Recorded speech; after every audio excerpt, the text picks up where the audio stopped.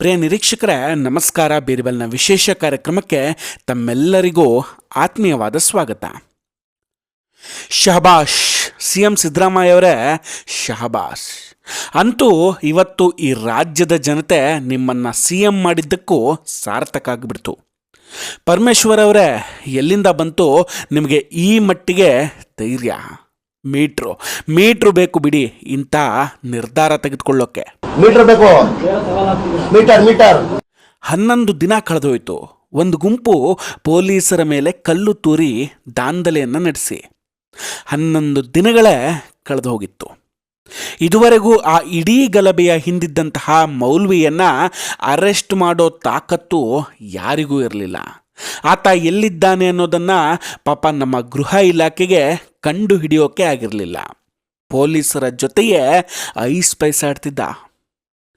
Finally 11 ದಿನ ಆದಮೇಲೆ ಮೈಸೂರಿನ ಉದಯಗಿರಿ ಪೊಲೀಸರು ಆತನನ್ನು ಅರೆಸ್ಟ್ ಮಾಡ್ಕೊಂಡು ಬಂದಿದ್ದಾರೆ.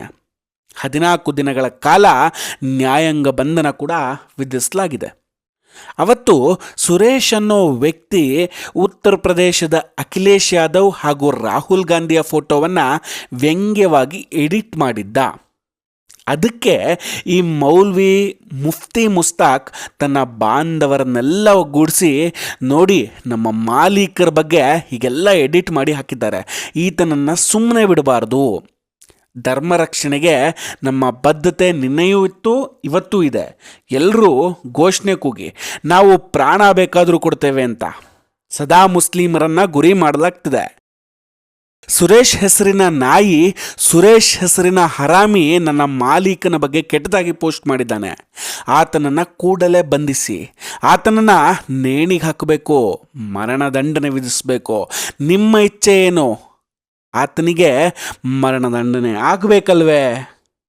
ಹೀಗಾಗಿ ಮೈಸೂರಿನ ಎಲ್ಲ ಮುಸ್ಲಿಮರು ಒಂದಾಗಿ ಇದಕ್ಕೆ ತಕ್ಕ ಉತ್ತರ ಕೊಡಬೇಕಾಗಿದೆ ಅಂತೆಲ್ಲ ಭಾಷಣ ಬಿಗಿದಿದ್ದ. ಒಮ್ಮೆ ಆ ಭಾಷಣವನ್ನ ಕೇಳಿಸ್ಕೊಳ್ಳಿ. जवाब देना है, वक्त पड़े तो हमारी गर्दन भी कटाएंगे, वक्त पड़े तो नबी के लिए अपने बच्चों को भी कटा देंगे. इस वीडियो को खूब शेयर कर. ಈ ಮಾತು ಕೇಳಿ ಕೆರಳಿದಂತಹ ಕೆಲವರು ಪೊಲೀಸರ ಮೇಲೆ ಕಲ್ಲು ತೂರಾಟ ಮಾಡಿದ್ರಂತೆ. ಹೀಗಾಗಿ ಪೊಲೀಸರು ಮುಫ್ತಿ ಮುಸ್ತಾಕನ ಹುಡುಕಾಟ ಶುರು ಮಾಡಿಕೊಂಡಿದ್ರು. ಆಶ್ಚರ್ಯ ಏನಂದರೆ, ಸುರೇಶ್ನನ್ನು ಕೆಲವೇ ಗಂಟೆಗಳಲ್ಲಿ ಅರೆಸ್ಟ್ ಮಾಡಿದ ಪೊಲೀಸರಿಗೆ ಈ ಮೌಲ್ವಿ 11 ದಿನ ಕಳೆದರೂ ಸಿಕ್ಕಿರಲಿಲ್ಲ. ಅಂತಹ ಯಾವ ಪ್ಲೇಸ್ನಲ್ಲಿ ಅಡಗಿಕೊಳ್ತಿದ್ದ ಅನ್ನೋದೇ ಎಲ್ಲರ ಪ್ರಶ್ನೆ. ಆ ಕಡೆ BJP ಅವರು ನೋಡಿದ್ರೆ CM ಕುರ್ಚಿಯ ಹಿಂದೆಯೇ ಆ ಮೌಲ್ವಿ ಅಡಗಿ ಕುಳಿತಿರುವಂತಹ ಕಾರ್ಟೂನನ್ನು ಹಾಕಿದ್ರು. ಯಾವಾಗ BJP ಆ ಪೋಸ್ಟ್ ಹಾಕಿತ್ತೋ ಅದೇ ದಿನ ಮೌಲ್ವಿ ಅರೆಸ್ಟ್ ಆಗಿಬಿಟ್ರು. ಅದು ಹೇಗೆ ಅನ್ನೋ ಆಶ್ಚರ್ಯ ಈಗ ಕೆಲವರನ್ನ ಕಾಡ್ತಾ ಇದೆ. ಅಷ್ಟಕ್ಕೂ ಈ ಮೌಲ್ವಿ ಮುಫ್ತಿ ಮುಸ್ತಾಕ್ನ ಭಾಷಣ ಕೇಳಿದ್ರ, ಧರ್ಮ ರಕ್ಷಣೆಗೆ ಪ್ರಾಣ ಆದರೂ ಕೊಡ್ತೀವಿ ಅಂತೆ. ಧರ್ಮ ಅನ್ನೋ ಪದದ ಅರ್ಥ ಆದರೂ ಗೊತ್ತಿದೆಯೇ ಇವರಿಗೆಲ್ಲ? ಯಾವ ಧರ್ಮ ಕಲ್ಲು ಹೊಡೀರಿ ಗಲಭೆ ಮಾಡಿ ಅಂತ ಹೇಳುತ್ತೆ? ಪೊಲೀಸರ ಬಳಿ ಇರೋ ಆರೋಪಿಯನ್ನು ಇವ್ರ ಕೈಗೊಪ್ಪಿಸ್ಬೇಕಂತೆ. ಯಾಕಂದರೆ ಇವ್ರು ಯಾರು ಈ ದೇಶದ ಸಂವಿಧಾನವನ್ನು ಗೌರವಿಸೋದಿಲ್ಲ, ಈ ದೇಶದ ಕಾನೂನು ಇವರಿಗೆ ಅಪ್ಲೈ ಕೂಡ ಆಗೋದಿಲ್ಲ.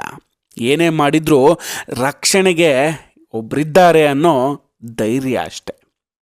ಸಿದ್ದರಾಮಯ್ಯ ಅವರೇ, ಅವರು ಈ ದೇಶದ ಕಾನೂನನ್ನು ನಂಬದೇ ಇರಬಹುದು, ಆದರೆ ನಾವು ನಂಬ್ತೇವೆ. ಕೊನೆಯಲ್ಲಿ ಒತ್ತಡಕ್ಕೆ ಮಣಿದು ಕೇಸ್ ವಾಪಸ್ ತೆಗೆದುಕೊಳ್ಳದೆ ಸರಿಯಾದ ಶಿಕ್ಷೆಯನ್ನು ಕೊಡಿಸಿದ್ರೆ ಅಷ್ಟೇ ಸಾಕು. ವೀಕ್ಷಕರೇ, ಈ ವಿಡಿಯೋದ ಬಗ್ಗೆ ನಿಮ್ಮ ಅಭಿಪ್ರಾಯ ಏನು? ದಯವಿಟ್ಟು ಕಮೆಂಟ್ ಮಾಡಿ ತಿಳಿಸಿ. ನೀವಿನ್ನೂ ನಮ್ಮ ಬೀರ್ಬಲ್ ಚಾನಲನ್ನು ಸಬ್ಸ್ಕ್ರೈಬ್ ಮಾಡದೇ ಇದ್ದರೆ ದಯವಿಟ್ಟು ಸಬ್ಸ್ಕ್ರೈಬ್ ಮಾಡಿ ಹಾಗೂ ಈ ಬೆಲ್ ಐಕಾನನ್ನು ಕ್ಲಿಕ್ ಮಾಡಿ. ನಮಸ್ಕಾರ, ಟೇಕ್ ಕೇರ್, ಬಾಯ್. ಮತ್ತೆ ಭೇಟಿಯಾಗೋಣ.